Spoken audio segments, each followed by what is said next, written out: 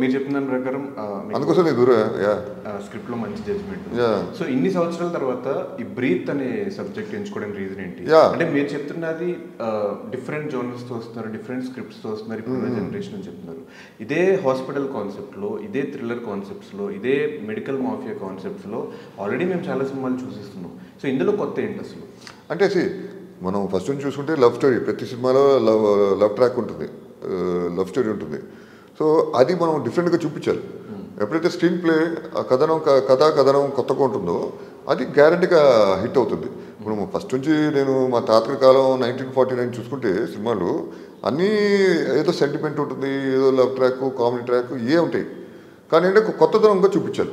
ఎప్పుడైతే మనం కొత్తదనంగా చూపించామనుకో అది గ్యారంటీగా ఆడుతుంది సబ్జెక్టు. అది ఇప్పుడు మీరు సమసింహారెడ్డి నరసింహారెడ్డి ఉంటే రెండు ఫ్యాక్షనిజమే, కానీ సమసింహారెడ్డి ఒక type of screen play, Narasimha Reddy వచ్చి వేరే స్క్రీన్ ప్లే.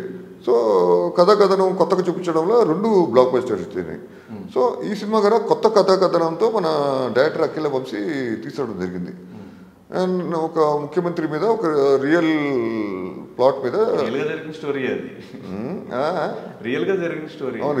స్టోరీ ఆ ప్లాట్తో మార్చి చేంజెస్ చేసి మంచి ఫ్యామిలీ డ్రామా పెట్టుకుని చక్కగా స్క్రీన్ ప్లేతో చేయడం జరిగింది. అది కానీ మళ్ళీ మీరు రావాలి అనుకున్నప్పుడు నాకు తెలిసి మీ ఫ్యామిలీని చూసైనా ఏదైనా పెద్ద డైరెక్టర్ని తీసుకొచ్చి మళ్ళీ మీరు సినిమా చేసే అవకాశం ఉన్నప్పుడు అదొద్దు, నేను వంశీ స్క్రిప్ట్కే వెళ్తాను, వంశీతోనే వెళ్తాను అనడానికి రీజన్ ఏంటి సార్?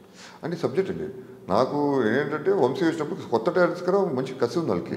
ఈవెన్ స్టోరీ ఎడిట్స్ మధ్య నేను ఎప్పుడైతే బ్యానర్ ఈ సినిమాకి అనౌన్స్ చేశానో నా దగ్గర 7 or 8 వీళ్ళు వచ్చారు, రైటర్స్ వచ్చారు. వాళ్ళంటే వాళ్ళకి గుర్తింపు లేదు యాక్చువల్లీ. వాళ్ళు పాపం అనుకోడు కానీ రోడ్డు మీద ఇలా వెళ్తూ ఉంటారు. సో నేను థియేటర్కో ఆఫీస్కో మన ప్రొడక్షన్ ఆఫీస్కో వచ్చారు. సార్ స్టోరీస్ చెప్తాను సార్ అంటే రా చెప్పని చెప్తాను. వచ్చి నార్మల్ అండి బతికేవాళ్ళు స్టోరీస్ చెప్తా ఉంటే సార్ నాకు స్టోరీ రైటర్గా పేరు తెచ్చుకోవాలని అంటారు. వాళ్ళ స్టోరీస్ అంటే షాకింగ్, చాలా అద్భుతంగా ఉన్నాయి స్టోరీస్. మంచి స్క్రీన్ ప్లేతో మంచి టాలెంట్ ఉన్న వాళ్ళ యూత్ బాగున్నాయి. అరే బాగా చేస్తున్నారు కదా, వీళ్ళు ఎంకరేజ్ చేయకూడదు అని చెప్పి నేను వాళ్ళని ఎంకరేజ్ చేస్తాను. అలా డైరెక్టర్స్ కొత్త వాళ్ళని ఎంకరేజ్ చేయాలండి, అంటే వాళ్ళనే కసి బాగుంటుంది. ఎస్టాబ్లిష్ తీసుకోవచ్చు. నాకు ఈ విధంగా వచ్చింది ఆఫర్. ఇలా మన ఇది వంశీ డైరెక్టర్ అఖిల వంశీ వచ్చి సార్ ఒక సబ్జెక్ట్ ఏంటంటే డెఫినెట్లీ అంటే ఇంట్రెస్టింగ్గా ఉంది. సో అలా వెళ్ళిపోయాను నేను. So subject is important. పెద్ద చిన్న లేదు, పెద్ద డైరెక్టర్ కూడా మంచిగా చేస్తారు.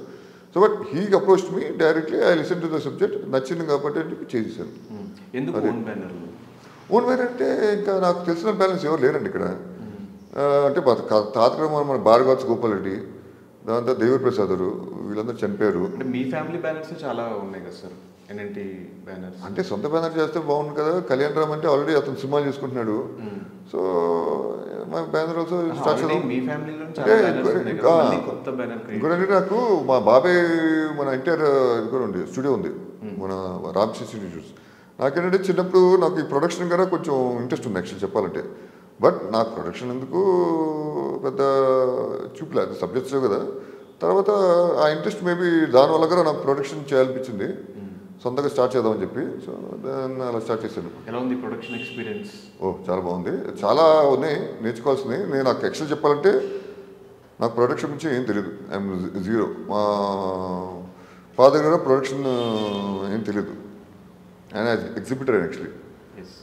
స్టూడియో చూసుకునేవారు ఫాదరు, థియేటర్స్ మేనేజ్మెంట్ ఇవన్నీ చూసుకునేవారు, థియేటర్స్ మెయింటెనెన్స్ ఇవన్నీ చూసుకునేవారు, ప్రాపర్టీస్ అని చూసుకునేవారు. But production side nil. So నేను దిగిన తర్వాత చాలా తెలుసుకున్నాను, చాలా నేర్చుకున్నాను. And yeah it's very nice, చాలా బాగుంది ఫీల్డ్ ఇది. ప్రొడక్షన్ ముఖ్యంగా యాక్టింగ్ అయితే మాకు ఆల్రెడీ మేము మా తాతగారి సినిమా షూటింగ్కి వెళ్తూ ఉంటాను, బాలబాబు సినిమా షూటింగ్కి వెళ్తాను. సో అది నాకు అలవాటు. అది యాక్టింగ్ మీ బ్లడ్లోనే ఉంటుంది, అది బ్లడ్ బ్రీడ్లో ఉంది. సో ఇప్పుడు కూడా మొత్తం మీరే చూసుకున్నారు. ఇప్పుడు ఎందుకని పెట్టానంటే డాడీ మీద ప్రేమ ఉంది కాబట్టి నందమూరి జయకృష్ణగా పెట్టాను పేరు. బట్ నేనే చూసుకుంటాను బికాస్ ఈ 72 years. సో ఇది చాలా కొంచెం హెవీ వర్క్ అది. సో ఈ ఏజ్లో ఆయనకి మంచిది కదా, వర్క్ చేయవచ్చు. బట్ లైటర్ వేన్కి వెళ్తే లైటర్ వేన్ వర్క్ చేసుకుంటే మంచిది. ఇంత హెవీ వర్క్, ఇంత ప్రొడక్షన్, చాలా పనులు ఉంటాయి ఇందులో, అబ్జెక్ట్ దర్చుకోవాలి. మళ్ళీ హెల్త్ ప్రాబ్లమ్స్ వస్తాయి. So ya that's why I'm taking care of him. But ఎన్ని ఇయర్స్ తర్వాత మనం హీరోగా వచ్చినప్పుడు ఇప్పుడు సోషల్ మీడియాలో ట్రోలింగ్ అనేది చాలా ఎక్కువైపోయింది. అవునవును. సో ఈ ఏజ్లో మనం హీరోగా ఒక సినిమా చేస్తున్నప్పుడు అలా ట్రోల్స్ ఏమైనా అవుతాయేమో అని చెప్పి నాకు థాట్ వచ్చిందా మీకు మైండ్? ట్రోల్స్ మామూలుగా వస్తూ ఉంటాయి. అది మనకి యాంటీగా ఉన్న వాళ్ళు, మనం ప్రేమించే వాళ్ళు ట్రోల్స్ చేయరు. యాంటీ వాళ్ళు ఉంటారు, యాంటీ పార్టీస్, వాళ్ళు ట్రోల్స్ చేస్తారు. అది నేను ట్రోల్స్ చూశాను, కొన్ని ట్రోల్స్ వస్తూ ఉంటాయి. అవన్నీ అబద్ధాలు, అవి చూసి నేను నవ్వుకుంటాను. ఇక్కడ ఏంటంటే మనకి ఏజ్ హాజ్ నో బార్ అండి. ఏజ్లోనే రావచ్చు. ఇప్పుడు లేట్ 30s కదా, 39-38 కూడా. ఇప్పుడు రవితేజ గారు లేట్గానే వచ్చారు. మన మోహన్ బాబు గారు ఆయన నెగిటివ్ రోల్స్ తీసుకుంటే తర్వాత హీరోగా లేట్గా ఎంట్రీ అయ్యారు. అల్లుడు గారు, మళ్ళా చూసుకుంటే రౌడీ గారి పెళ్ళం, ఇలాంటి సినిమాలు చాలా ఉన్నాయి. సో ఆయన గారు లేట్ 30sలో వచ్చారు. ఆయన అంటే ఫిట్నెస్ ఇస్ ఇంపార్టెంట్. అండ్ మనం టాలెంట్ ఉండాలి, ఇన్బాల్ టాలెంట్. ఆ టాలెంట్ ఉంటే, ఫిట్నెస్ ఉంటే ఎప్పుడైనా చేయవచ్చు మనకి. మీరు చూసుకుంటే మా బాబాయ్ హరికృష్ణ, ఆయన 47-48 years సీత సినిమా చేశారు. అది బ్లాక్ బస్టర్ హిట్ అయింది. అప్పుడు ఎవరన్నా ఏంటి ఈ ఏజ్ ఆ ఏజ్ చేస్తారు, ఎవరనలేదు. పర్ఫార్మెన్స్తో పోలీస్ గెటప్ వేసుకుని వచ్చారు ముందుకి, డైలాగ్ కొట్టారు సీత సినిమాలో. అది పెద్ద హిట్ అయిపోయింది. అది తర్వాత ఆయన కంటిన్యూ చేశారు, తర్వాత ఆయన వదిలేశారు. So the age has no bar for anyone. ఏజ్లోనే మనం సాధించవచ్చు. నాట్ ఓన్లీ దిస్ ఫీల్డ్ అండి, మనం చాలా ఫీల్డ్స్ చూసుకుంటాం. ఓరే ఏజ్ అయిపోయిందిరా, ఇప్పుడు డాక్టర్ అవ్వచ్చు, లేకపోతే ఏదైనా కొత్త బిజినెస్ స్టార్ట్ చేసేవాళ్ళు ఈ ఏజ్లో స్టార్ట్ చేయడం అంటారు. జనరల్గా నేను తప్పనుకోను, ఎందుకంటే మనకు ఎక్స్పోజర్ అంతవరకు ఉంది. సో నేనేమంటానంటే లేదు. ఇప్పుడు మీరు KFC ఉంది, కెంటికెన్ ఫ్రైడ్ చికెన్. ఆయన జీవితంలో ఎన్నో స్టార్ట్ చేశారు, అన్నీ ఫెయిల్ అయినాయి. ఫెయిల్ అవుతే ఆయన డిప్రెషన్లోకి వెళ్ళి లేట్ 50sలో ఆయన సూసైడ్ చేసుకుందాం అనుకున్నారు. బట్ లేదు, ఏదో సాధించాలి అని ఆయన రూమ్లో కూర్చుని ఆయన ఆలోచించుకుని ఎందుకు ఫ్లాప్ అవుతున్నాను, ఎందుకు నన్ను జీవితంలో సాధించలేకపోయిన ఆలోచించి ఆయన ఒక ఐడియా వచ్చింది. ఆయన చికెన్ని ఫ్రై చేయడంలో ఆయన స్పెషలిస్ట్ ఆయన. So why can't I start this అని చెప్పి ఆయన అది స్టార్ట్ చేసి చిన్నగా అమ్మటం మొదలుపెట్టారు.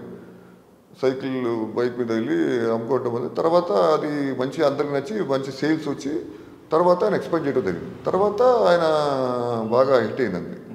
దాంతో KFC అని పెట్టి స్టార్ట్ చేసి పెద్ద చూడండి ఎంత పెద్ద సక్సెస్ పైన అయ్యారు. Perfect example. అది 59-58 years. సో 58-59 yearsలో ఆయన అద్భుతంగా విజయం సాధించి ఆయన అందరికీ మార్గదర్శకులయ్యారు. మీరు చూసుకుంటే మీరు అన్ని పాయింట్ కరెక్టే. ఇక్కడ ఎడ్యుకేషన్ అంటారు, ఇక్కడ ఎడ్యుకేషన్ మీద వాళ్ళు మళ్ళీ 30-40s అక్కడ యూఎస్లో మీరు చూసుకుంటే 30 years 40 years తర్వాత కూడా యూనివర్సిటీకి వెళ్ళి చదువుకుంటారు.